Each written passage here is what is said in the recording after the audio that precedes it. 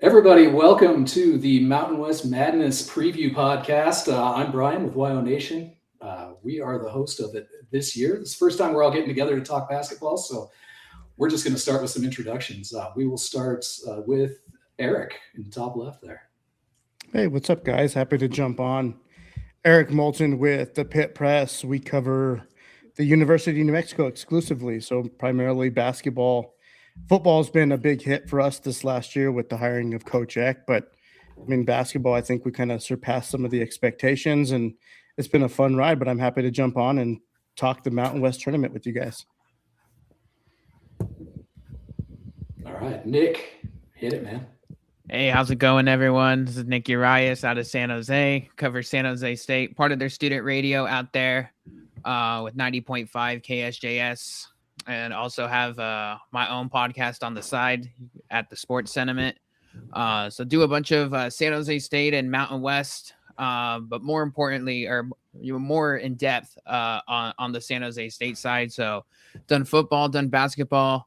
Their athletics has really ramped up and have gotten a little bit more serious here the past couple of years, and just glad to be documenting their progress. Right on. Our friends from the Sons of Montezuma over here. Hey everyone, thanks for the invite. Really appreciate it. Everyone calls me Fiend. I'm at SD Sports Fiend on all my social handles. I'm one of the podcasters for the Sons of Montezuma. We cover San Diego State basketball, football. We also have a baseball, softball podcast. We do NIL for some of the players. We have watch parties. We're really like fan centric and really engaging the fans from a fan perspective. Right on. We've got Patrick with the Ag Ship. Yeah, Center Square here. Yeah, Patrick Mayhorn, Center Square here. Patrick Mayhorn with the Ag Ship. We're a credentialed outlet covering Utah State athletics, football, men's basketball, women's basketball, some Olympic sports as well. You can find my work at the Ag Ship on Twitter, as well as just www.theagship.com. Right on. Swole Cracker himself over here. Yeah. Hey, thanks, Brian, for having me on. I'm Steve Ivey. I have a YouTube channel, Crackers College Hoops. I started a couple of years ago. It's content. It's dedicated. 90% of it is CSU men's basketball. A little bit of Mountain West. I stopped doing Mountain West when BJ Raines stole Tom Moser from me. So anyway, I'm excited to be here. I've already appeared with 4 of you. This is a real all-star cast. Everybody does such great content, and I'm excited to be here to talk about the Mountain West Conference tournament. Hey, we're excited to have you, man. And last but not least, conference newcomer covering the Grand Canyon Lopes, Brennan. Hey guys, thanks for having me. Yeah, Brennan Williams, Go Lopes Radio. Started this up about the start of last season. And it's been a crazy ride. Went from being in the WAC covering that to all of a sudden kind of getting thrown in the Mountain West and kind of along for the chaotic ride that it was this year. So I feel like I've kind of experienced it all, the UNLV upsets, the crazy games here, crazy games there, and now we got a tournament. So I'm really stoked. You can find me at Go Lopes Radio on X, the Everything app, YouTube. Just cover men's basketball. Right on. And once again, Brian Stevens, I'm with WyoNation. I am our basketball correspondent here. We've been doing this for a few years now, and we're happy to get everybody together. So with no further ado, let's get into the brackets. So this is what our bracket's looking like this year. Shook out pretty similar to what we all thought, but just looking at the bracket, we can see, Utah State at the top, San Jose at the bottom, or Air Force at the bottom. Sorry, Nick. And we'll get started at the top there with Utah State. So Patrick, take it away. Tell us, give us a short recap on what we saw from the Aggies this year and what you expect to see from them against either UNLV or Wyoming when they come up. Yeah, it was a good year in Logan. It was second outright regular season championship for the Aggies in the last 3 seasons. Mason Falslev had enjoyed a Mountain West Player of the Year candidacy campaign. MJ Collins coming in from Vanderbilt has had a great season. They had a bunch of different guys step up and really, I think, kind of put on display what they're all about in the season finale against New Mexico. Excellent game, 94-90 finish, and just everybody stepping up has been kind of the story of the season for the Aggies. They have stars, but they're not really dependent on just one or two guys. They get contributions from everybody. Struggled down the stretch, as a lot of the top teams in the conference did, but they pulled it together at the end and were able to get the job done in the regular season. Don't love that potential UNLV matchup. I don't imagine that Utah State is thrilled with potentially drawing that in the quarterfinals. Obviously lost both of those games in the regular season, but it's hard to complain too much for, with Jared Calhoun's second season in town. They've been very, very good. They like to run. They've been pretty good on defense. That has dipped a bit of late, but they can score a bunch of points, and it's not too different from what they did last season, or even really the couple seasons before that. It's Utah State basketball, sort of as it has been. Right on. And when you're looking at this bracket, it sounds like you'd rather face Wyoming rather than UNLV coming out of that first round. Is that a fair statement? Yeah, I think that's fair. Wyoming gave Utah State plenty of trouble as well in Laramie. The game in Logan was a bit of a blowout, but UNLV, beat Utah State twice, beat Utah State in Logan, only team to do that this season. Really blew them out on the road a couple weeks ago. It's not a matchup that Utah State likes. UNLV has a ton of size, ton of athleticism. Tyron Jones is hard for anybody to deal with, but he's been especially hard for Utah State to deal with. They just don't have they don't really have the bodies to do that. I think that they have not done themselves any favors in their matchups with UNLV. Those have not been two of their better performances, and getting a bit of rest here could be helpful. They didn't have a bye. They played Memphis on what would have been their bye during the conference season, and so they do get to recover a little bit physically, but UNLV is a tough team. UNLV's won a bunch of games recently. They have, I think more talent than their place in this bracket would probably suggest. And Utah State's had a bunch of trouble with them. And I think that, Jared Calhoun would much rather see Sundance Wicks, who he has plenty of experience coaching against, even going back to the Horizon League. Awesome, man. So one question we've all got for Utah State: if they don't make it out of the quarterfinals, do you think they're still in on the tournament? Yeah. I think that they're probably locked at this point. 25 wins was the number that they've been targeting throughout the season. Jared Calhoun is all about he talks to the bracketology guys. He likes to pretend that he doesn't, but he does. And 25 wins is the number that they've been sort of talking about really even since the beginning of the season. They got there. They have just a solid resume, strong resume. Losing in the quarterfinals might be a seed line drop, but I think it would be more from an 8 to a 9 than from in the field to out of the field. They're playing for seeding at this point. They're playing to try and get 3 wins, try and get a second trophy, and maybe play themselves into a 7, maybe even a 6 seed if they get really lucky. I would guess probably not a 6 seed, but I think they're pretty safely in the field at this point, because even if you do lose that quarterfinals game, you're losing to a good team. There's not really another landmine on the schedule for them. Good deal, man. Well, I'd say best of luck to the Aggies, but I think Wyoming will probably be facing them if we can make it past UNLV. So as long as nobody gets hurt, that's all we want to see. Yep. All right, moving on down to the number 2 seed. Fiend, take it away. Let us know about the Tex this season and what you expect to see in the tournament. Yeah, the Aztecs, I would say this has been kind of an underwhelming season. I think they've underperformed. They were the Mountain West, favorite to win the Mountain West this year. Obviously finished second, which is still not bad. And there's some great teams in this league. But I think this team, with what they brought back in Miles Bird, who was, toying with going to the NBA. We had Magoon Gwath, our 7-footer. He was dipped his toe into the portal. He came back. And then we got Reese Waters, who was out last year, who was, I think, 6th man of the year at USC, and, was a really strong player for us in 2024. We had a really good core nucleus coming back, but for whatever reason, it just did not, we did not gel. We dropped a game to Troy at home early in the season that we shouldn't have. Troy just won the Sun Belt. So, I mean, they're a really good team. And we played some really tough games to start the season. We lost to Michigan, lost to Baylor, and lost to Arizona. And so I really thought that was going to prepare us well for the Mountain West season.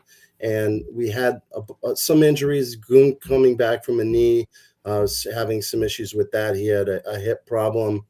And we started off, I think, in January playing pretty well, but then there was a stretch there in February where we had a lot of injuries. Goon, again, he's just not healthy. His knees bothering him. I don't know how he's going to be for the Mountain West tournament. We had Miles Bird, who had a really hard time dunking with two hands and got made fun of for that. He tweaked a knee at Boise, and so we don't know about the health of him. LZ Harrington, our star freshman, he moved into the starting lineup, and he's been in a walking boot. And so, we have great depth on this team with 11 guys who can play. But there's just been a lot of interchanging parts, and they just have not been able to get in a rhythm and really mesh as a team. And down the stretch there, very tough games, especially on the road. The Aztecs do not play well at altitude. I do believe there is a competitive advantage with teams who play at altitude versus teams that are sea level teams. And so that really, really hurt us those last 4 or 5 games. But we just have not had the consistency. We get beat at home by Grand Canyon, then we go on the road. We look lackadaisical at CSU. We come home. We play probably our best game of the season against Utah State, and then go on the road and drop 2 more. And so just the up and down consistency, you never know what you're going to get with this team. And I don't know really what to expect in this tournament. I'm just hoping for the best. The last time we were in a situation where we had to win the conference tournament was in 2018. That was a team that very much like this team kind of underperformed in the regular season. And hopefully they can put it together for 3 games. We certainly have the talent. Now, will they have the consistency to do that? Brian, can I ask a question? Do you mind? Yeah, fire away, man. Go ahead. One of the things I want to ask, what you see when you see your Aztecs. I'm going to ask, this is kind of a real pointed question. When they warm up, because when they came to Fort Collins, when I watched them in warm-ups, I thought they were a really unfocused team. Yeah. And they gave me vibes of UNLV 10 years ago, those Dave Rice teams that were loaded with NBA level players. And they just seemed to just want to fool around during warmups. Yeah. And I'm not joking. I was just surprised how unfocused they were. Do you see that out of this team? Absolutely, 100%. Yeah, I don't think – I think I would totally agree with you. They go into games and they're doing all kinds of dunks and just kind of playing around. They want to have fun, right? And at some point, you have to lock in and get focused for a game, right? And so, yeah, we've had some really tough starts to start games because I feel like they have not been focused. I'll be honest, that CSU game, they even admitted that they didn't practice well last couple of practices before that game. They just were not locked in, and it really showed in that game. But it's been pretty much all season. And here's the thing with Coach Dutcher, he's not a disciplinarian. He's not going to get these guys and get in their face and tell them to change their habits. He has a player-led team. So if you don't have leaders at the top really setting the example for the young guys, then you're going to have guys who are unfocused, And so I think our leaders are Miles Bird, our Reese Waters, who's very soft-spoken. They really need to set the tone for the team. And so I don't know. I mean, maybe the vibe will be different with their backs against the wall. I think they pretty much figured that they were just going to walk through the season and the Mountain West and be sort of handed an at-large bid. And now we're staring at having to win the tournament. So, yeah, it has been, I would say, definitely the lack of focus. It shows in their play because they'll have moments where they really are locked in and then other moments where they just are not. So. If I may chime in too, I just wanted to ask because you did bring up Miles Bird, right? And I think Miles Bird was probably one of the main candidates for preseason player of the year. And he's kind of one of those guys you just mentioned, kind of just not kind of performed to the level that you would expect, right? He went out and tested the NBA waters and then end up returning to school. And as a San Diego State fan, you're probably stoked that he's coming back for another year because you're coming back with additional pieces like Wath, like Reese Waters, like, man, we're just going to completely take over this conference and run it through. But I mean, are you surprised that he's kind of had a mediocre season? I probably say he's going to deserve the Mountain West Defensive Player of the Year. I think he's showing up in that conversation, but offensively, the numbers haven't been there, and he kind of, I wouldn't say fallen in the shadows of like a Mason Falslove or MJ Collins or something like that. But I feel like we all just expected so much more. Yeah, I think so too, and I think that was sort of the evaluation that the pros, gave him was, hey, you need to like hit from 40% from three, and he takes a lot of deep threes. That's another thing with this team is they don't always have the best shot selection. He plays hard though. That's the one thing I love about Miles Bird. He does play hard. He plays hard on defense. He's stealing the ball. And blocking shots. I mean, that's one thing that I will give him, and I think he is deserving of Defensive Player of the Year. But certainly, we'd love to see more production on the offensive end, and just more consistency. He's been very up and down. Went to UNLV, and I think he went 5 for 5 at UNLV. I mean, I don't know any Aztec that's done that from 3-point range that has had been perfect 100%. But then he'll have games where he goes 1 for 8. And he just keeps chucking them up there. So, again, very, very inconsistent, but I do love the energy that Miles brings. And he's a big piece to our defense. And when he's playing well on defense, we have a better shot at winning. Good deal. And we'll talk more about San Diego State after we let Steve have his say on the Colorado State Fresno game. But before we get there, Eric, fill us in on New Mexico. How's the year gone? How's the tournament look? What do you think?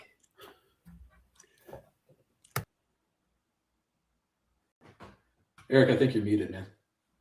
Oh, you're right, man. Sorry about that. I don't think anyone in Albuquerque or in Lobo Nation could have predicted the type of season that the Lobos have had this year. I mean, I think they were one of 3 teams in the country that had a complete roster and coaching turnover. They lost everybody, coaching staff. And so when they had to reconstruct this roster, they hired Eric Olin, who came over with a lot of pedigree. He was coming off a really good season at UC San Diego, who ended up making the tournament last year on a 30-5 season. They ended up taking a Michigan squad, a really good Michigan squad, down to like the final minutes in the NCAA tournament first round. So I think we had somewhat of an expectation of what kind of coach Eric Olin was, but in terms of roster construction, it was a big question mark.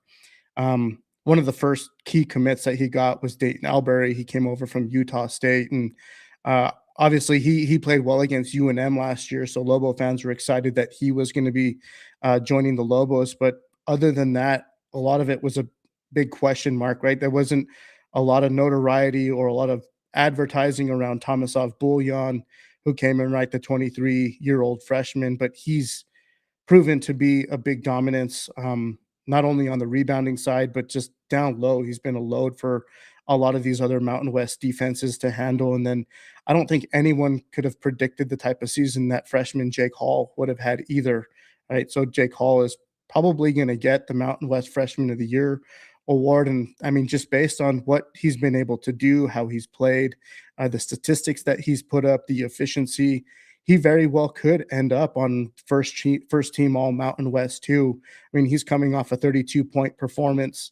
He went 11 of 22 at Utah State for 7 threes in a big game, right? A Mountain West championship game for the regular season title. So, I mean, it's been a whirlwind. We've seen this Lobo team play really well in spurts throughout the season, really efficient on the defensive side. I think Eric Olin's kind of scheme is predicated on the defense, really protecting the rim, forcing teams to shoot more from the perimeter. But they've also been bitten by that too. Like over the last 3 games, or over the last 4 games, they've lost 3, and they've just kind of run into a buzzsaw with Colorado State, lighting them up here at the pit.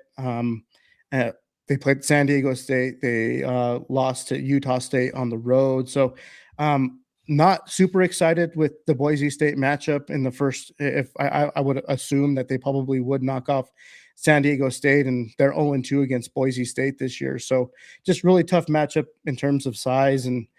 But it's really hard to tell what you're going to get from this team in the Mountain West tournament, because if they do figure out a way to knock down shots from the perimeter, get guys like Jake Hall to get going, get guys like Dayton Albury to kind of penetrate, get in the lane, create for others, guys step up off the bench, relying on other freshmen like Uriah Tenet, who's kind of over exceeded expectations as well. So it's been an overwhelming season, I would say, for UNM, because we came in with low expectations. We didn't know what to expect when you have a complete roster turnover, but it's been fun, and these guys have competed well, and we're doing it mostly with true freshmen on the court too. So that's exciting. But really looking forward to the Mountain West tourney, and it's sad to see the Mountain West as we've all come to know it over the last 20 odd seasons.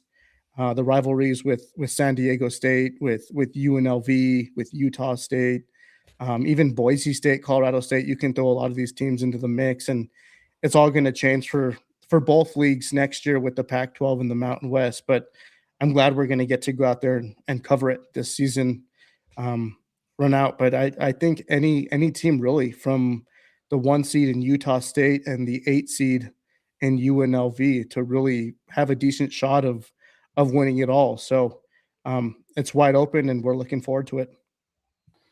Right on. Yeah, I totally agree with you, man. It could have been such a good basketball league, but none of us are in charge of any of that. So we'll just keep on following our teams and having a good time. We'll let Nick have his piece on Boise State, but first we got to get to Brennan in the number 4 slot. And since we don't have anybody, hey Brian, before we move on, I just want to ask one question for all of us, and it's based on Eric and we had Patrick earlier. If you had to pick a coach of the year in the Mountain West, would you take Jared Calhoun or Eric Olin? I'd open it up to everybody here. Maybe I take Olin. I don't think it's close. Yeah. My bias in me is going to have to stay with Olin, just based on what he had returning. I think Jared Calhoun had a lot more returning, and he's got a senior loaded roster. And with Calhoun, he had to construct this roster and get these guys to somewhat play cohesive as a unit, and he did it in just about 3 or 4 months. So my vote is with Coach Eric Olin. Yeah. Now, to give Calhoun some credit, he did have to retain that roster, so it wasn't all sunshine and rainbows for him. But yeah, I think Olin's done a hell of a job at New Mexico this year. Yeah, Eric Olin certainly got my vote. Is between those two for sure. But like you guys said, for the returning production that Olin had, and he's getting like Jake Hall. I mean, he's leading this team in scoring, and the Bullion emergence, like sure, from an outsider looking in, this guy just kind of came out of nowhere, and they've just done a really good job. The defense has been impressive, but the scoring output. I mean, people thought New Mexico was going to be 5th place, and here they are, top 3. So, being from San Diego and having seen and played against UCSD, I mean, we knew exactly what Olin was as a coach. He is a guy who took at UCSD players at the D2 level and brought them up to a D1 level, to the point where they almost upset Michigan in the tournament. So there was no doubt in my mind that he was going to have success at New Mexico. I didn't think he was going to flip that roster and have this much success that early. You look at a guy like Jake Hall, he wasn't even really highly recruited. We didn't even recruit him. I don't think he was on our radar. A guy like Jake Hopp from Point Loma Nazarene, I've watched that guy play in the Swish League in San Diego. He's a Division II player. That Eric Olin is just a fantastic coach, and he's a guy who is always going to do more with less. And that's what you really need in this NIL era, because the resources are limited and you need to maximize the talent that you have on the court. Now, correct me if I'm wrong, but it was UC San Diego that took San Diego State down to the wire twice. Was it last year? And it was San Diego State. It was Jaden Ledee hit a last-second buzzer beater layup to secure that win. But yeah, I think Eric Olin is just kind of do more with less. And he took a team into Utah State and won last year too. Hey, that's right, Steve. That's right. He did. And Jake Hall, under recruited. I think Uriah Tenet also under recruited and both undersized, right? Jake Hall, I think, kind of got knocked because he wasn't athletic, he wasn't very big, but he's been the kind of heart and soul of this team. And for a true freshman in today's day and age of college basketball and NIL and paying players, and they've just so far exceeded expectations. It's been a fun ride, that's for sure. Best shot fake in the Mountain West. Shot fake, Jake. Yep. Brennan, who you got on Coach of the Year Yeah. before you get to Grand Canyon? Yeah, I got Olin. I was so impressed by him. That game in Phoenix was a crazy one. GCU, they went down by like 20 early, and then New Mexico, they climb all the way back. There was like 3 games within it. And it essentially, after all the momentum switches, came down to this like 4-minute, 5-minute game where it ended up being tied. They're on the road, and GCU is back in this thing. It's okay. Let's see who's going to go. And the conviction, like the team they take on his whole personality. That's so calm, not in a rush. They know what they want to do. And I know, I wrote my article. Sometimes it seems like Lobos fans, you're coming off Richard Pitino, who's, he's a character in himself, right? But it's kind of the exact opposite. So I know it maybe didn't excite people, kind of the way he carries himself, but you notice that's how his team plays. They're so prepared. They know where they want to go. They know what they want to do. You see those Jake Hall shots against GCU and Fresno to clinch both those games. It's the same exact shot. They get the ball in his hands right where he wants it in the correct part of the court. And, it's little stuff like that adds up throughout a season. So Calhoun's incredible. Nothing to take away from him, but I just went with Olin again, same as you guys have said, just what he did with what he had for the turnaround. I think we're seeing that in college basketball. It's one of the toughest things right now is coming in year one and trying to win. It's regardless of how early you get hired, it's still going to be really tough. You got to get all that stuff in place. So for him to do that, it was a runaway for me, Olin, for Coach of the Year. Yeah, let me comment. Let me give you my thoughts too, because I don't want to downplay what Jared Calhoun did. Brian, you mentioned about him retaining players, but he went out in the portal and he identified players that would fit really, really well in his system. I point to MJ Collins, even Zach Keller, Colby King, all the guys he got in the portal. He saw something in them that he knew that would fit into what he was wanting to do. And that is such a critical part about going into the portal, is identifying those that are going to fit. And so I give him a lot of credit for that. But I'm with all you guys on Olin. I tell the story, and I don't know if all of you are aware of this. I ran into Eric Olin at Denver International Airport when I was coming back from the CSU Grand Canyon game, and Olin and New Mexico were coming to Fort Collins to play, and we just happened to be getting on the train together to get the baggage claim. And I spent a good 10 minutes talking with him, and he was wonderful to talk to. He was really, really open, talked in great detail. And the one thing I loved about him, and it relates to what Brennan was saying, he's highly intelligent, but very calm when he explains things. And I was very, very impressed with him. And I think he just did an unbelievable job in Albuquerque this year. Yeah. And that's how you get New Mexico to a 3 seed in, what is a very deep basketball league, and part of that depth is bringing in the newcomers in Grand Canyon who came in and competed right away. Brennan, why don't you give us a recap of the season and kind of tell us what you expect to see out of the Lopes during the tournament this year?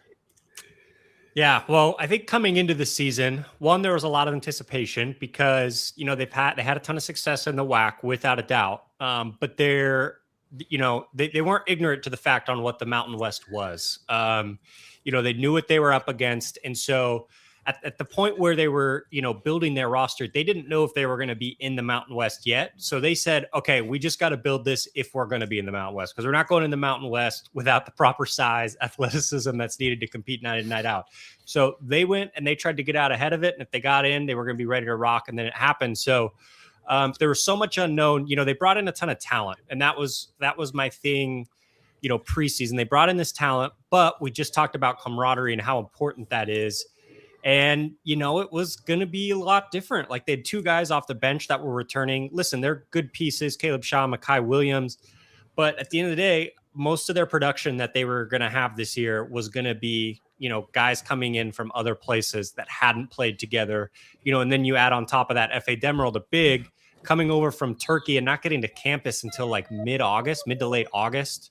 And so, I wasn't trying to like hamper expectations, but I told people like, you can't cheat that process of building a team and camaraderie. Like, I know it sounds dumb in this era, but you can bring in as much talent as you want. You can look over to, USC right now. You can bring in all the talent you want.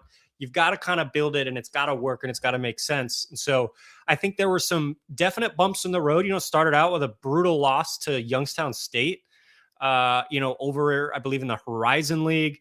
And that one came out of nowhere. They were 16.5-point favorites. And honestly, Youngstown State not only beat them, but they kind of controlled the whole game. And so that was a wake-up call. And then they went to St. Louis and got the brakes beat off them. I mean, they were down 28, I think, with 5 minutes left. And this was looking not good. I mean, they were getting pushed around. It just was ugly. And, there was a little bit of pessimism early on in the season. And again, I had to go back and say, hey, hamper those expectations. There's a process with this group. And they started playing much better. Now, there were still some hiccups, even in Mountain West play. You guys are going to be familiar. They had the Wyoming right after they come off that great San Diego State win on the road. They galvanize, they get excited, they go into San Diego State and get it done, a place that that just doesn't happen, quite frankly.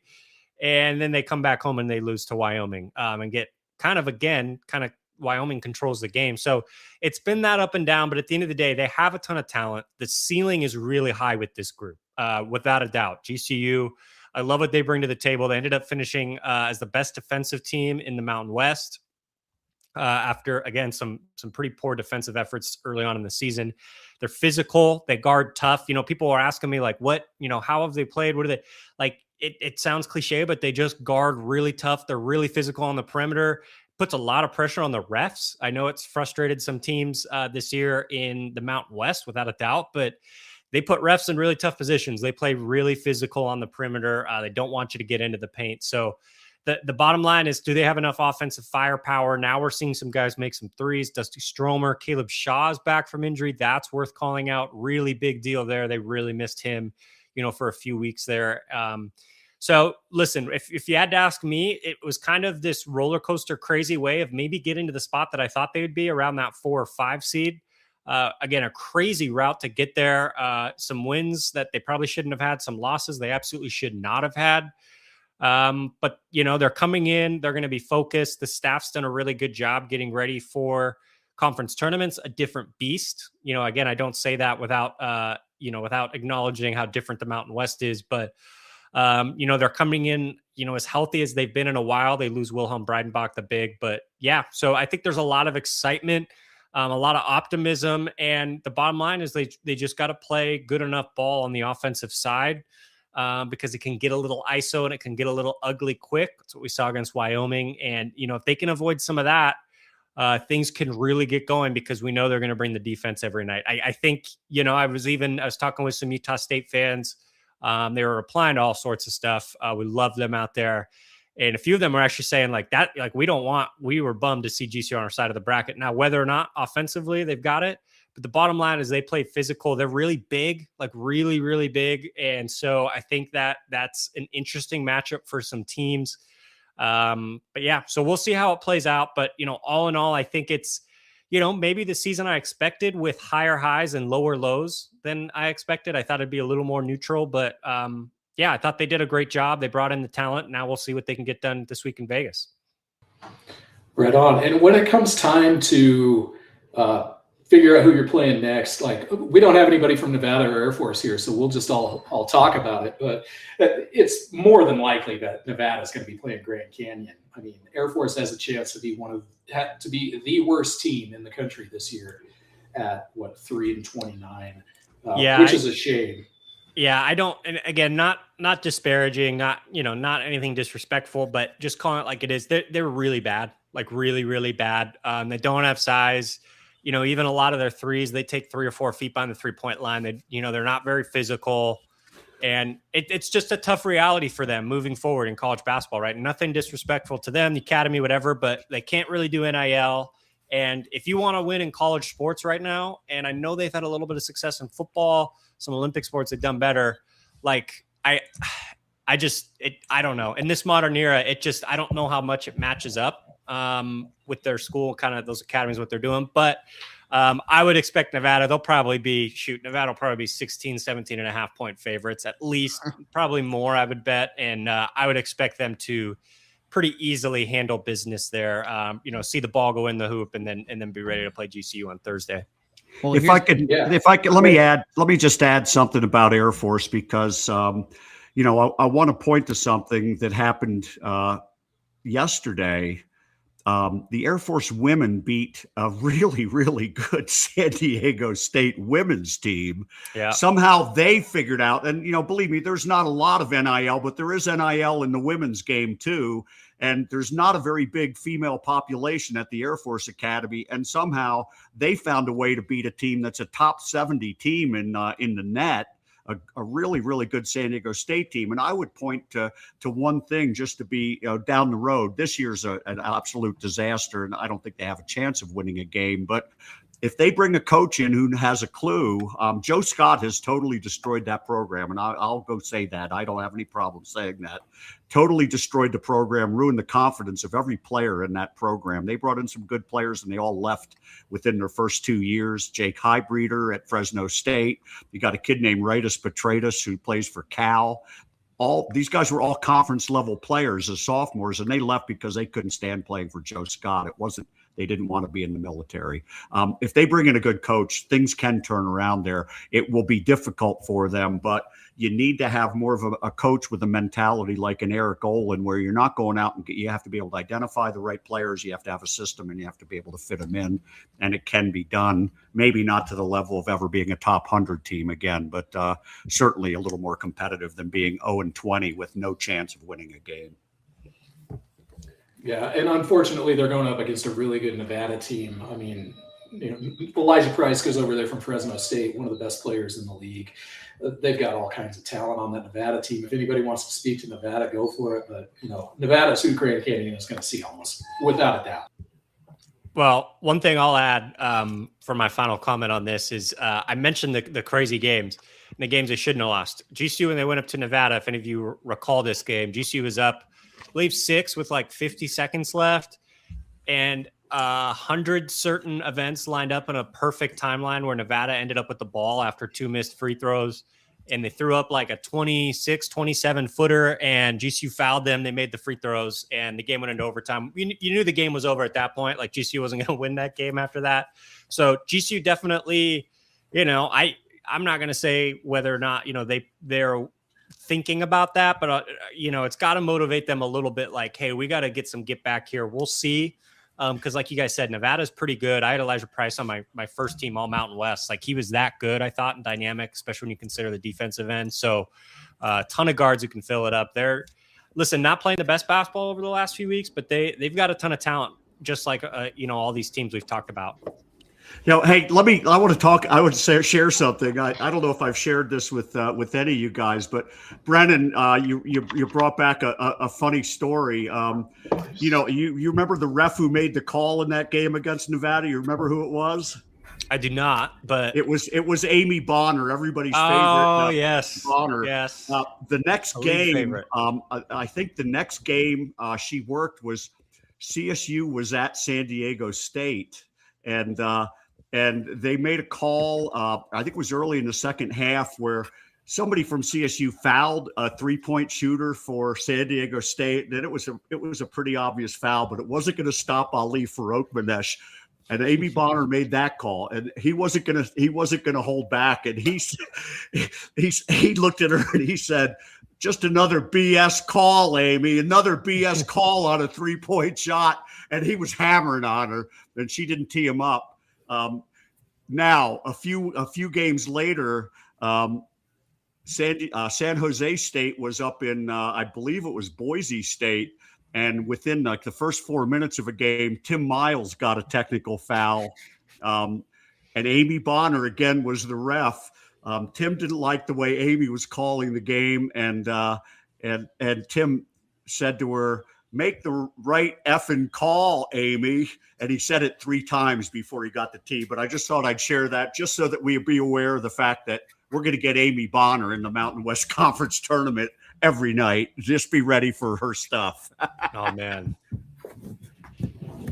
Yeah. So yeah, that GCU Grand Canyon or that GCU Grand Canyon, that Grand Canyon Nevada matchup is going to be interesting for sure. It's probably going to be one of the better games of the tournament. If we're being honest. If I may, I'm just going to put my 2 cents in there on Nevada since we don't have anyone talking about them. But I mean, it's really hard to go against a coach like Steve Alford too, right? Because I mean, obviously he was here for 6 seasons. He was 155 and 52, won 6 Mountain West championships at UNM. There is no better coach in the Mountain West right now, defensively minded. Maybe not as much as Dutch is, but I think Steve Alford might be a close second in terms of getting his teams to play and what wins championships, and not only your league, but even further on is defense and rebounding. Nevada is kind of a secret dark horse, in my opinion, just not only based on like Elijah Price, but just what else do they bring to the table, right? Corey Camper, Vaughn Weems, Tayshawn Comer, all 3 of those players are very capable of scoring 20 points a night. And in the last matchup against UNM, 3 out of the 4 did score 20 points in that game, and they out rebounded UNM by at least 10 rebounds. So if they have the right game plan, which Steve Alford and Noodles Neal are really good at kind of playing that good cop, bad cop scenario, to me, they're kind of the dark horse in this tournament. I know UNL, a lot of like people are choosing UNLV to kind of maybe upset the bracket a little bit and kind of make a run towards that championship game, but Nevada might be another team to pay close attention to as well. Yeah, for sure. So that gets us through that one. Before we move on and talk about Boise State and San Jose State, we do have the Scarlet Standard joining us here. Go ahead and let us know who you are and a little bit about you, man. What's up, everyone? My name's Mike. I run the Scarlet Standard. I cover UNLV athletics. Yeah, that's kind of a little bit about me. All my socials are SS_media LV. I'm happy to join you guys. Right on. We're happy to have you, man. And you and I will kick it off here with Wyoming and UNLV here in a minute. But first, we're going to pass it over to Nick. Let's talk about Boise State and San Jose State. Unfortunately, I didn't see either of the games this season. So Nick, kind of let us know how San Jose looked this year as compared to previous years, how they did against Boise and what you expect. Well, I'll tell you this much. When we were kind of looking things down the stretch here in the regular season, this was not the draw that San Jose State probably wanted. They were probably looking for one of those 2 Nevada teams or Colorado State, just because with what Boise State brings to the table with the forwards, with Javen Buchanan and Drew Fielder and, Andrew Meadow, really good at getting to the paint and, just finishing inside. That has been, kind of the wink link for, San Jose State this year. They've been dealing with a bunch of injuries, of course. That's really been the story in San Jose. But, San Jose State over the years has played Boise State very well under Tim Miles. In particular in San Jose, the series in Boise hasn't been all too close. They've never won there in their program history. But Miles always will drag it into the mud, will always keep it close. The game in San Jose, they trailed by 3 at halftime, and then the floodgates just opened to lose by 31.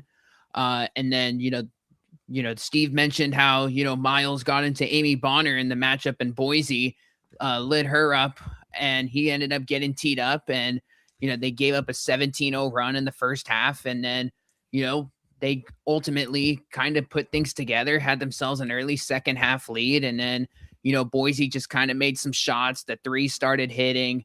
San Jose State is always going to kind of get into their little field goal drought for about 3-4 minutes. And then that's when the opposition really takes it to them. So, the matchup for this year's San Jose State roster to what Boise has, I would say is, it's going to be a little bit challenging. You're probably going to need, some outlier shooting numbers and, things within that nature for San Jose State to shock the world in a matchup like this. But I'll tell you this much: it's March, guys, and you see what goes on in other tournaments. Like you see Georgia Southern in the Sun Belt, get to the championship game today in 6 games in 6 days. So you just really never know. And Tim Miles in this tournament since he's been here at San Jose State has always kind of given teams his best shot in the first round.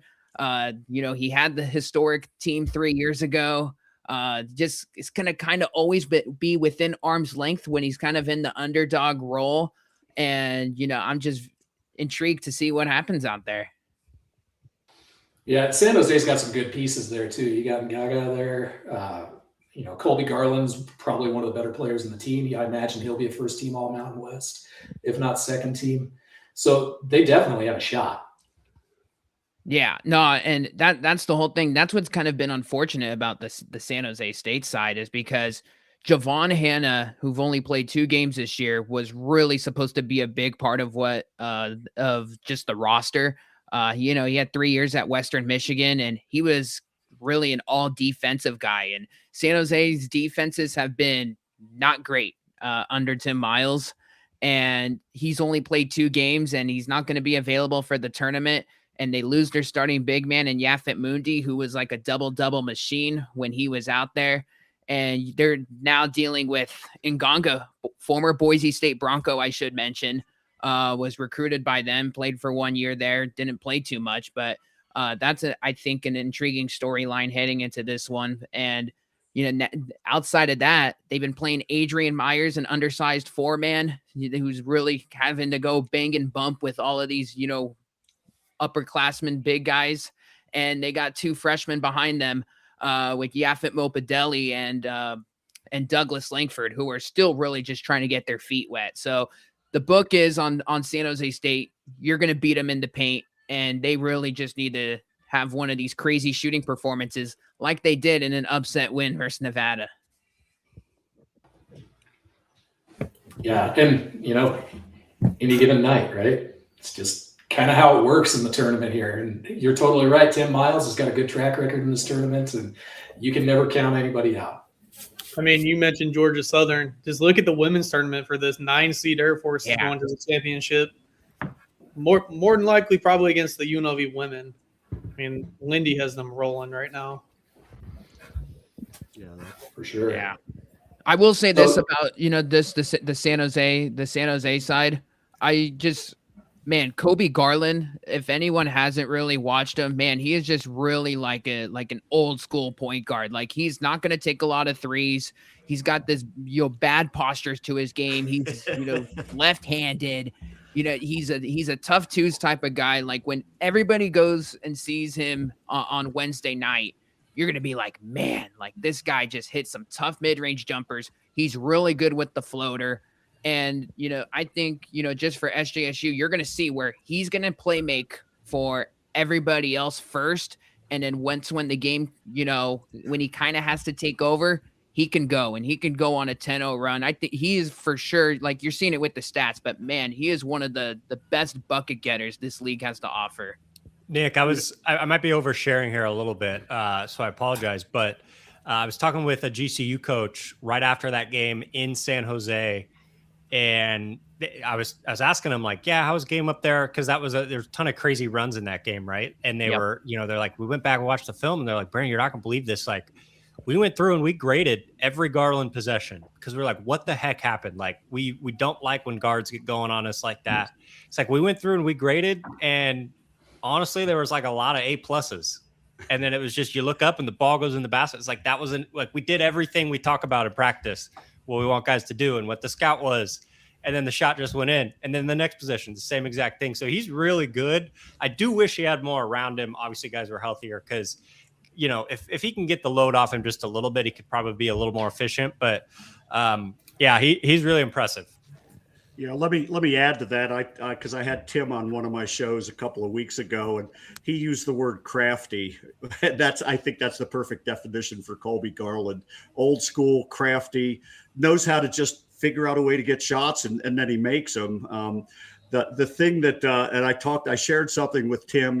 I've watched enough of him, and believe me, he's a handful to coach against. Anytime he's coaching in a tournament game, San Jose State is going to be in the game. But the biggest issue, and Nick, this, is the lack of players, the lack of depth, the injuries it's not just the lack of bigs, it's just bodies themselves. And then you watch San Jose State play, and they can be pretty competitive for 32 minutes. And it's that final 8 minutes that they struggle to get over the hump. And I told Tim, I said, your job is to convince these players, you got to go between the ears with these guys and convince them they're not tired those last 8 minutes. And of course, that's easier said than done, because these teams they're playing against are really, really good physical teams. But that's what I see in San Jose State. They always have a shot with Miles coaching. Yeah, and just a footnote, I guess, heading into this tournament, guys, they've hardly practiced since the Saturday game versus Wyoming, just because they're so ran down to the ground. I mean, Garland's played like full 40s, like 7 of the last 8 games.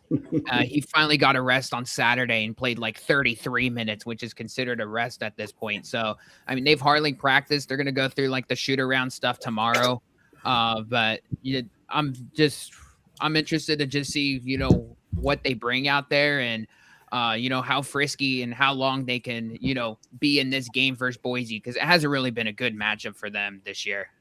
Well, and Boise is playing at an unbelievable level. I mean, I would say they're probably playing the best of anyone in the Mountain West right now. So you're really catching them sort of at the wrong time. And Boise has so much length at the guard and the wing position. I mean, my gosh, every guy on that team except for the point guard is like 6'7" at least. They rebound the basketball. They're really good offensive rebounding team. We saw it last year when we played them first round. They just chucked up a bunch of threes. We couldn't defensive rebound, and they grabbed, second, third, fourth chance possessions, and that's how they beat us, knocked us out in the first round. So, yeah, I love Garland's game, but, man, I'm not sure you guys have the horses to deal with all the length and the athleticism and the talent, and who is going to stop Fielder. I mean, Fielder is just playing at another level right now. A guy who can step out, pop out for the three. He can post up. He's all kinds of matchup problems for San Jose State. Now, guys, imagine if Boise had Alvaro Cardenas this year. I think they would be like an absolute weapon, because I've been a little skeptical on Dylan Andrews and what he can do for this team. He just, I feel like, doesn't create enough, or in these big games. Brennan saw it when they went to Grand Canyon, where their offense just gets stagnant, and you look at the box scores and you're like, man, the forwards only took this many shots. So that's the only downside, I feel like. Like, if Boise, if they do kind of go to the semifinal game, I do think their guard play could kind of get a little bit tight. But everything around it is pretty good otherwise. Their guard play reminds me a lot of what UNLV's is. UNLV relies on one player very heavily, obviously, but when they start, I think Boise's problem is their guards aren't mentally strong. When they struggle on one end of the floor, it very well carries over to the other end of the floor, and teams are able to go on big runs. I mean, there's been multiple games where they've been up, 10, 15, and they just have blown it strictly off of guard play by itself. And then, like you said, they aren't able to make enough to get Felder, the ball the way that he needs to. Starting to do a little bit better at that now, especially with the way Felder's playing, but it's been kind of that's been their glaring problem all season, I think. From my perspective, I just saw them on Saturday, and they were the best team I saw in the Mountain West coming to Moby this year. CSU's been on a roll, and they absolutely made CSU look poor. Fielder was unbelievable. Dylan Andrews had a good game, but they've become, and I think that they run a lot of 2-man stuff with just Dylan Andrews running run screen pick and roll stuff with Fiedler, and CSU struggled with Fielder, but Dylan Andrews was good. They don't have a good backup for him, and if you can get him and put him under pressure, they have problems, because they don't have anybody else who can put the ball on the floor other than the backup Neto, and he's not very good. And I think that's where they run into problems. Once once he gets tired, or once he gets worked pretty good by a good backcourt, and there's enough of them in this league, I think that's where they're going to struggle. But yeah, they are playing the best of anybody in the Mountain West right now. But we'll see if that carries through to the tournament. They go hot and cold when they go to Las Vegas. They've been hot going there and then get knocked out in the first round. So you just don't know what's going to happen. Steve, Yeah. let And me ask you. speaking of teams that can get hot in the tournament, Steve, tell us about Colorado State. Well, we're hoping they get hot in the tournament. Obviously, it's. I'll just start with saying it's going to be a tall task, I think, for any team to win 4 games in a row. It's been done once by New Mexico 2 years ago, but anybody in the 5 seed and above is in a tough spot. I will say that right up front. CSU, an interesting season, a lot of new players. They only brought back 2 players who had any experience in the Mountain West. Kyle Jorgensen and Rashawn Mbemba. They were counted on not just for their ability, the 2 best big men on the team, but their leadership and their experience within the Mountain West Conference. Mbemba got hurt right away. Jorgensen got hurt 4 minutes into the Utah State game, which was at Logan, the first game of the year. And so all of a sudden CSU was without their 2 bigs, and it was a struggle. They had played well in the non-conference, brought in 6 guys out of the portal, all of whom have done reasonably well. But it was a struggle early on in the Mountain West, and they were 3-8, but a favorable schedule, some lineup changes where once Jorgensen and Mbemba came back, the coaches played them together, and CSU turned into a very dog-slow team. They were the slowest team in the country in terms of tempo. The offense, even as skilled as the players were, just bogged down. And so coaches finally split up Mbemba and Jorgensen. They share the 5 position, and all of a sudden the team started winning, and they won. They whipped off 8 in a row. We've seen progress made by several players, several key players, all of whom are out of the portal. Jace Butler, sophomore who transferred from Washington, Kerry Booth, junior who transferred from Illinois, have both been very, very good over the last few games. Brandon Recksteiner, a guard who transferred from Virginia Tech, has been shooting very, very well, is one of the top 3-point shooters in the league. They've been without another good shooter, Josh Pasquarelli, who sprained his ankle in the Wyoming game. Fingers crossed he hasn't come back since the Wyoming game, but fingers crossed he'll make it back for the tournament. But the one thing, and we've talked, a lot of us have talked till we're blue in the face. CSU doesn't have a Nick Clifford level player. It helps to have somebody like that when you're trying to win a close game. CSU does get things by committee. Their strength is in their balance and depth. I looked up some things. They're the only team that has had 8 different guys lead the team in scoring in the Mountain West. They're the only team that's had 7 different guys score 20 points or more. So they have somebody different can do it every night. The issue is when you get into a close game and at a tournament level game, when it's win or go home, will they have somebody who can step up? But I think they'll be decent. I am worried about the Fresno State matchup, to be honest with you. They got beat by Fresno by 10 the first time around, and were down a dozen points in Moby Arena 2 weeks ago to Fresno before they came back and won by 4. And it didn't look like they would have come back if it wasn't for the fact that Zayn Collins, the point guard for Fresno, got hurt and sat out the last 15 minutes of the game. That wiped Fresno out. Fresno hasn't been the same. Collins hasn't come back. So I don't know if he's going to be back or not. I don't see any kind of reports that say he's going to be playing or not playing, but I think it'll be a tricky game. Did David Douglas play in that game the first time, or when they were down there? He played in the first game in Fresno. He did not play in Fort Collins. He injured his leg, I believe, 2 games before they came to Fort Collins. Yeah, not having Collins is a big killer for Fresno. I mean, they're depleted just like San Jose is. I feel bad for their team. They seemed like Vance Waldenberg started to get it going a little bit. They started getting a rhythm, and all of a sudden their players started dropping like flies. Yeah. The one thing that's interesting about them is, the big kid, Wilson Jakes, has really gotten better the last 5 or 10 games, and he's added a lot to them. The freshman, Deshaun Gorey, has been ridiculously good. And Hydebreeder, we know about Hydebreeder from Air Force. He's a shooter. And they have guys that can shoot. And without Collins, though, it's hard to see. Their backup point guard is a Euro that is he plays more like a soccer player does all kinds of flopping, does all kinds of, he's the prototypical Euro. He's nowhere near as quality as Zayn Collins is. So we'll see. But I think it'll be a good game. I think it'll be they'll offer a big challenge to CSU. I think that's going to be a tight one. There's going to be a lot of. I think a lot of these games are going to be maybe minus UNR versus Air Force. A lot of these games in the opening round are going to be very tight and very competitive. Yeah. So one game we're looking at one game I'm really excited to see just because of how lopsided it was during the regular season. They only played once. Is our last game we're talking about, first game of the tournament, UNLV against Wyoming. Mike, UNLV's the higher seed. I'll let you take it away, and then I'll add my thoughts on the Pokes.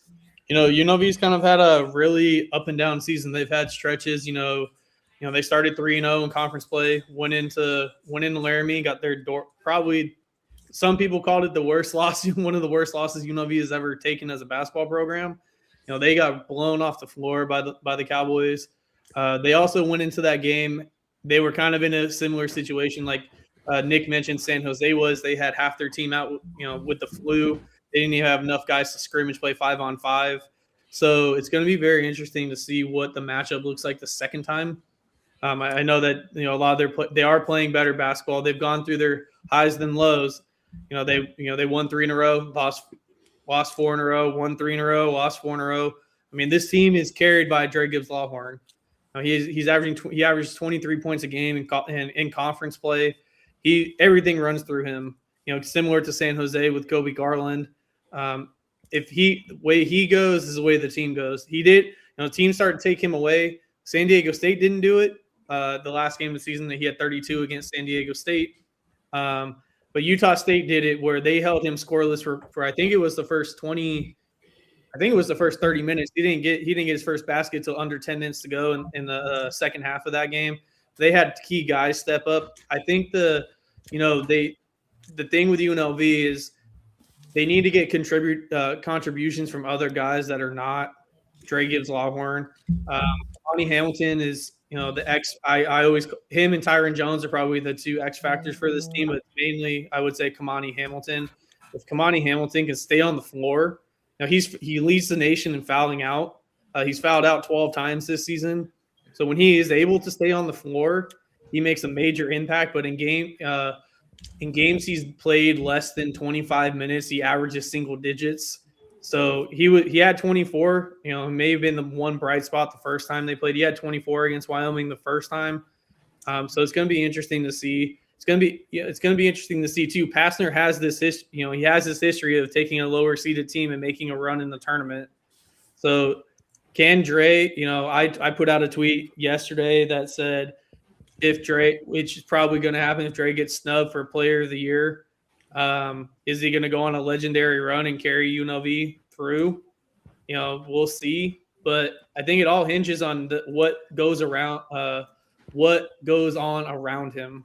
He's going to get his 20 to 25, and he's done it very efficiently. It's going to be how does Tyron Jones play this time around?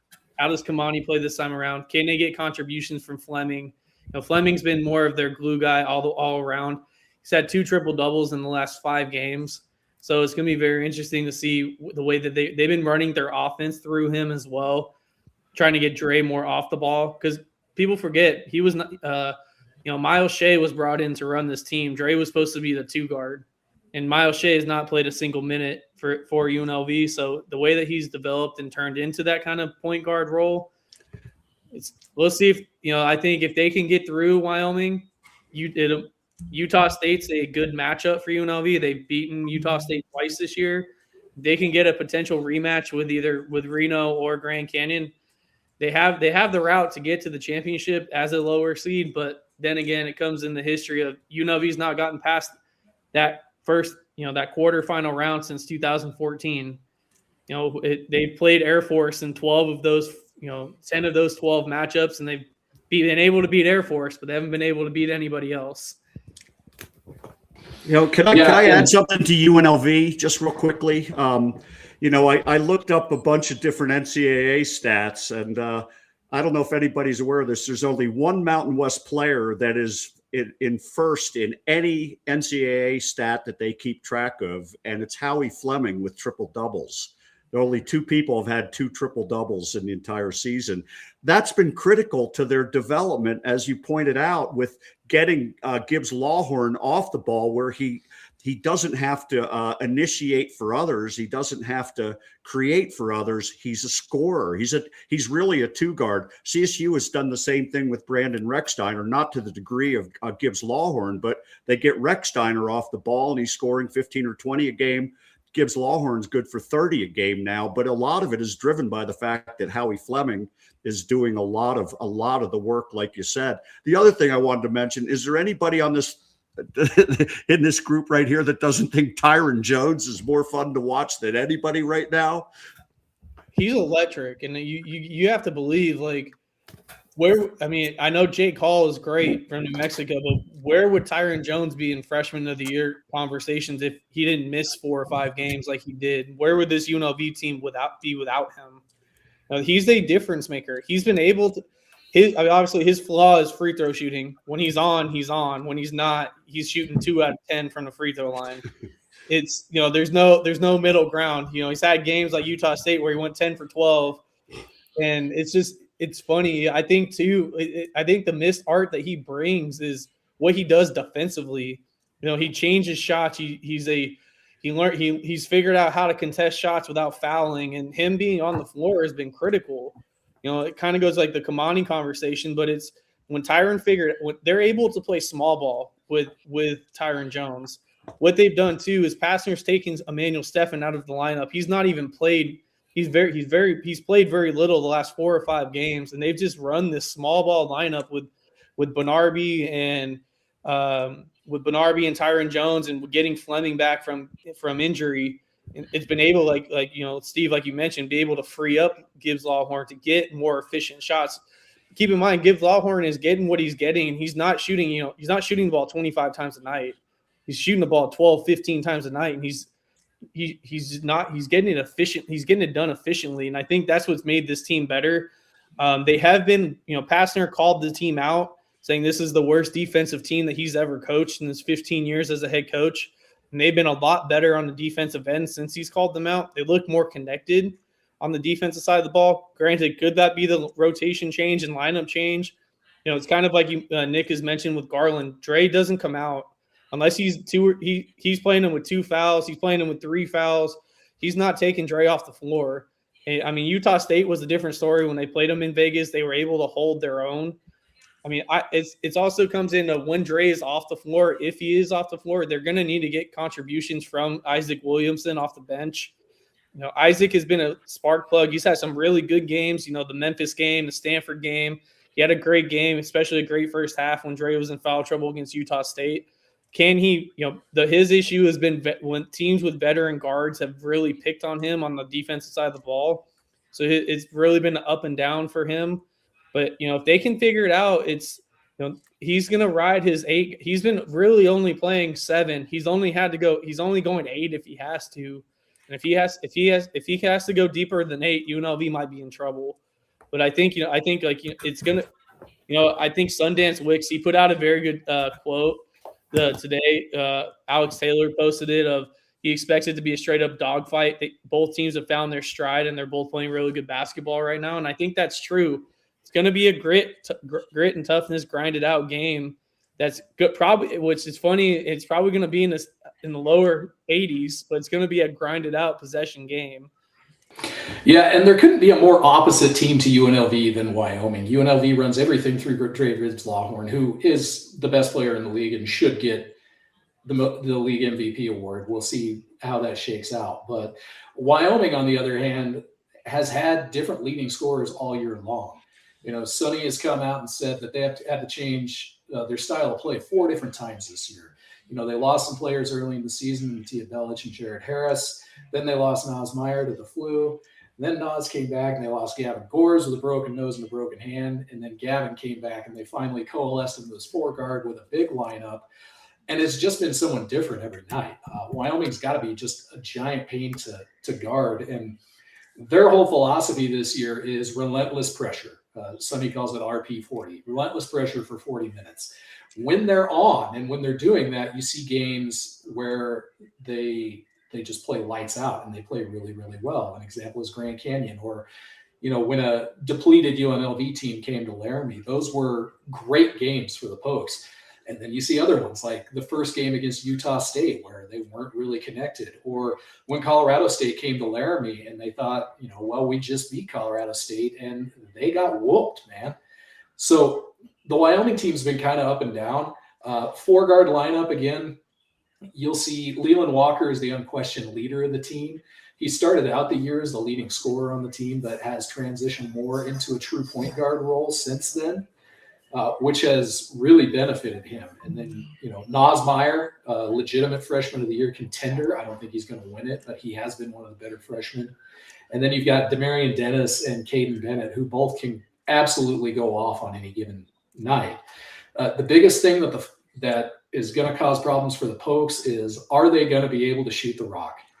When they're making threes above a 30% clip, chances are they're going to win. When they're putting up 2 for 30, that's where the problem is. They're a small team. We've got 3 serviceable bigs that are playing right now. Gavin Gores, Abu Magasa, and Sim Sadi, and 2 of those guys are true freshmen. So it all runs through the guards with Wyoming. I do think UNLV is one of the better matchups for them. Unfortunately, if Wyoming does win the UNLV game, which I think, much like Mike said, it's going to be a dogfight, man. It's going to be the low 80s. Probably going to be some foul trouble in there. Wyoming's been fouling at one of the higher clips in the country this year, but it's going to be tough. I think it's probably one of the better games in the tournament that we're guaranteed to see this year. I will say the one thing that killed, I mean, I know the game was out of hand. UNLV's problem is the slow starts. And that's been how many times have they come back from 10 to 15 down to make it competitive in the second half and they just run out of gas, or they finish the job? One of the two.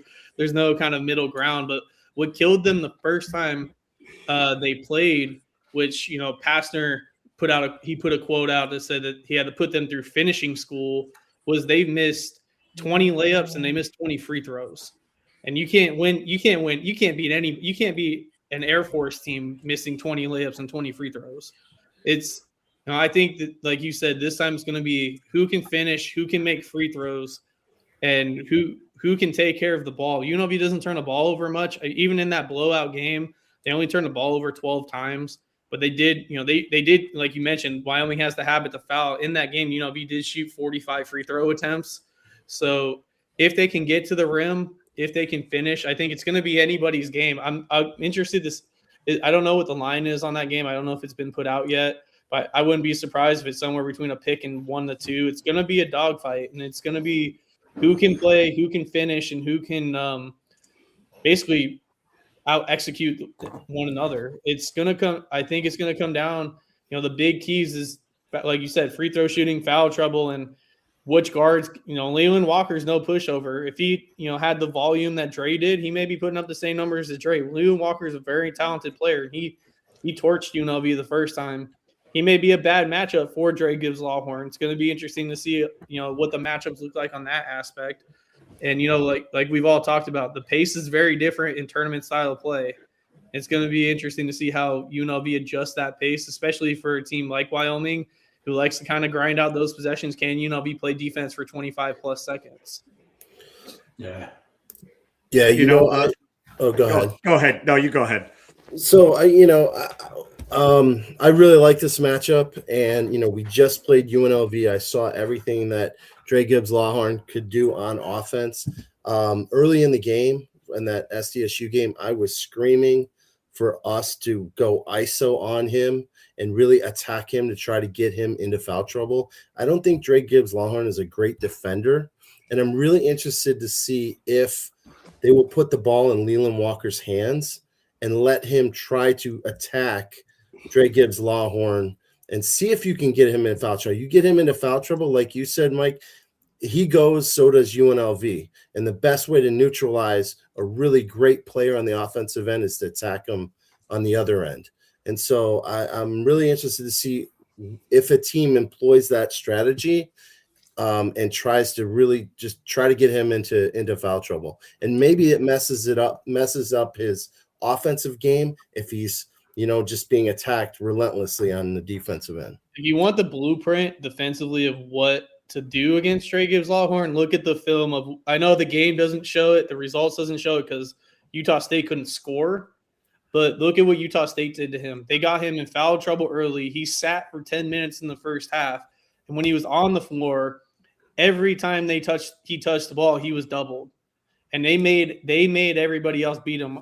UNLV had 4 guys in double figures that game. That was when Howie had a triple double. Utah State shot like 30% from the field. And UNLV shot over 50. I think they shot like 58% from the field. They just hit everything. So if, like you mentioned, you get the ball out of Dre's hands and you attack him defensively, you got to make somebody step up and beat him. Can Kamani beat you? Can Tyron Jones keep you in the game? Isaac Williamson was like I mentioned, he was the X factor in that Utah State game. He came in when Dre was on the bench, and Dre sat so long because he came in and knocked down 4 threes right off the bat. And that kept, the momentum rolling for UNLV's offense. But if you don't get that, it could be a very, very long night for UNLV. Yeah, let me talk a little bit about what I've seen. First of all, I want to say Wyoming is one of kind of the under the radar playing very, very well teams. If you looked at the advanced analytics over the last like 5 or 6 games, they're one of the top 4 teams in the Mountain West right now. They're playing very well. It's been driven by the fact, as Brian pointed out, Leland Walker, he's been turned into more of a point guard. The 2 players that have really developed are Demarion Dennis and Caden Bennett. Bennett shooting from the perimeter. Demarion Dennis is a really, really gifted scorer. Not a great defender, but a very, very small guard who can get to the rim like there's no tomorrow. And so, that's a guy also who, depending on who they can get Gibbs Lawhorn on, it's not just it could be Demarion Dennis as well who gives him problems. And I'm dying to see these matchups because I think it's going to be a fantastic game. I like the way UNLV is playing. I like what I'm seeing out of them, but Wyoming is sneaky good right now, and I think it's going to be a dynamite game. Yeah, I don't think anybody's winning by 30 in that game by any means. I think that was a hell of a fluke, and this one's going to be really good. But, now that we've all said our piece on our teams, we can kind of see how the bracket's stacking up here. Assuming Utah State doesn't win the championship, which, they're the 1 seed, they're probably most likely to do it. Who do you all see as the dark horse to take this over? I personally think Grand Canyon's going to take the whole thing. I just like the way that they've matched up with everybody. I feel like outside of maybe, the New Mexico matchup, just kind of not on their half of the bracket, they could kind of go with anybody. Like their aggressiveness with their guards, like Henley obviously knows that building, but he knows the Mountain West and all of the personnel and the coaches. And, Makai Williams has been, I would say, pretty underrated for them. The Breidenbach injury worries me a little bit for them just because he's kind of a guy that can spread it out. But their bigs have been so underrated. Like Demerol, he could go on an 8-0 kind of burst himself. Dennis Evans, from a shot blocking perspective, really could kind of, throw a game and, impact it. So, GCU, I don't really personally like the Nevada team all so much. I saw them in San Jose, and they're kind of just one of those teams where, they could fall asleep and just not show up. Alfred hasn't really done good in that tournament either. And, so I like GCU from a coaching standpoint, but also, I like their personnel a little bit better from that area. And I just think like GCU could go out there and match up with anybody. And that defense, like Brennan was saying earlier, that defense, I trust it, and defense will travel in a tournament like this. So I think the Lopes are primed to be in the championship. I think the team that I'm seeing that's going to do really well, and it's because they play well in tournaments of San Diego State. I know it's kind of a cop-out as they're the 2 seed, but even though Dutch isn't a disciplinarian, there is too much talent on that team. And when tournament time comes around, we've seen it in the Mountain West tournament, we've seen it in the NCAA tournament, they're ready to play. Dutcher's a hell of a tournament coach. I think San Diego State's going to be a problem for the bottom half of the bracket. I feel like the piggyback what Nick was saying, if you were going off of like a player that could carry somebody through a run or a duo that could carry somebody through a run for UNR, it's probably Camper and Price.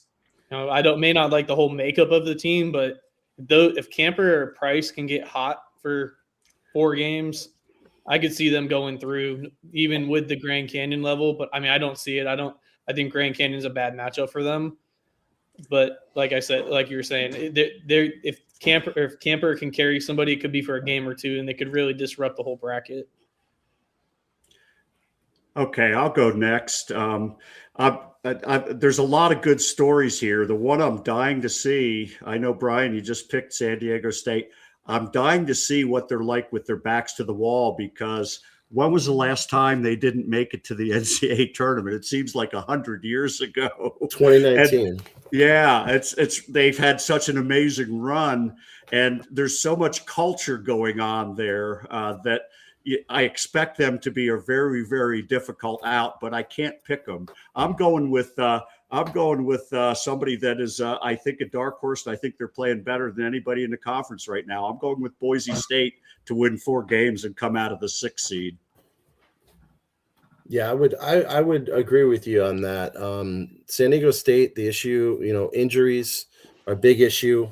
You never know what you're going to get out of Magoon Guath. If he can get healthy and be on the floor and be a dominant presence in the in the low block, at the rim, and then be able to knock down shots from 3, then I think we've got a good chance. Our issue has been rebounding, and strangely enough, it's been closing out on 3-point shots.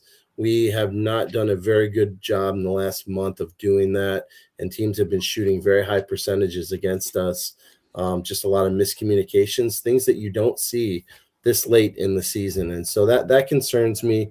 Could they get focused and turn around? Absolutely, they have the talent, but I have to agree with you. The way Boise State is playing, their length, the way they defend on the perimeter, the play that they're getting from Fielder, who's just a star.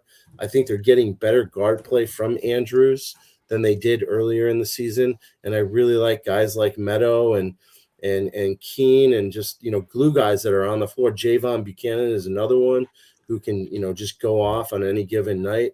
They're a real matchup problem with their length and their size, the way they defend, they grab rebounds. I think they underperformed for a good portion of the season, but they're hitting their stride just like Colorado State did last year. And you could see them winning 4 games in 4 games. I know it's tough, but they're going to be a tough out in this tournament. Right on. Well, we lost a few guys during the process here, but I think that's our show, guys. We got a hell of a tournament coming up, kicking off at noon Pacific time on Wednesday. That's 1 o'clock Mountain time for the half of the conference that's over here. Guys, any parting words before we sign off tonight? I'm going to go first, and thanks everybody. This has been a joy for me. These kind of shows, I follow all of you guys. I watch all of your material. You do great content. I'm bummed that we're not going to get to be together all together next year in the same conference, but some of us will. But I look forward to seeing all the great work you're going to be doing in the upcoming years, covering your teams. Keep up the great work. It's a lot of fun for me to watch what you guys are doing. Yeah, I'm gonna piggyback off that. I love all your guys' content. Keep doing everything you guys are doing. And if you guys do if you guys are in town this week, don't hesitate to reach out to me. I work right by Thompson Mack. I'm gonna be at Thompson Mack majority of the week, so don't hesitate to reach out. Yeah, thank you very much for the invite, and really appreciate it. It's good to meet you guys. We're going to have a lot of fun in Vegas, win or lose. Our crew with Sons of Montezuma, we roll deep in Vegas, so we've got a lot planned there, and looking forward to a great tournament. I've never seen a tournament where you've seen teams like 1 through 9 that are this stacked and even, and so it just makes for a really, who knows, I don't know who's going to win this tournament. It's a coin flip. So going to be a great week. And, if you see us out there, you'll see me in the shades. You'll hear my whistle. Say hi. And I'll do the same if I see you guys. Thanks again for letting us come on. Yeah, absolutely. Yeah, Brian, thanks again for the invite. I mean, guys, this tournament, like, regardless of who you're rooting for, whatever dog you have in the fight here, this is like just going to be an elite week here in Vegas. Like, the one thing I feel like we haven't talked about, and just to kind of conclude things on my end, the crowd is going to be off the charts. Like, when you put San Diego State fans, New Mexico fans, and Utah State and GCU student section together, like, if you draw that in a championship, like, man, like, that building might shake. So I'm very, just as a broadcaster and someone that obviously covers San Jose State, like, just from a fan standpoint, this week, I think we're due for just an amazing turnout there in that venue in Vegas. So can't wait. I will say, I think I'm very interested to see what, like you said, what student sections start rooting for what other schools during what other sessions of games, and what these crowds turn into. If let's say a San Jose gets through, what does that look like? Where are they rooting for the underdog? Is people pulling for UNLV or Wyoming versus the Utah State? What does that look like? Especially because like you said, 1 through 9, this league is great. Yeah. Hey, Brian, thanks again for doing this. For all of you guys going, safe travels. Have a great time. I'm dying to see if UNLV can beat somebody other than Air Force. They haven't done that in over 10 years. And if that produces, if they beat Wyoming, I want to see if the locals show up to see the Running Rebels play as well, because that could turn into a tremendous home court advantage as well. I will say it kind of sucks in a sense. I'm not making an excuse for UNLV fans, but putting them in that 12 o'clock time slot, that might hurt them. If they can get through, you probably won't see a lot of UNLV fans until the semifinals.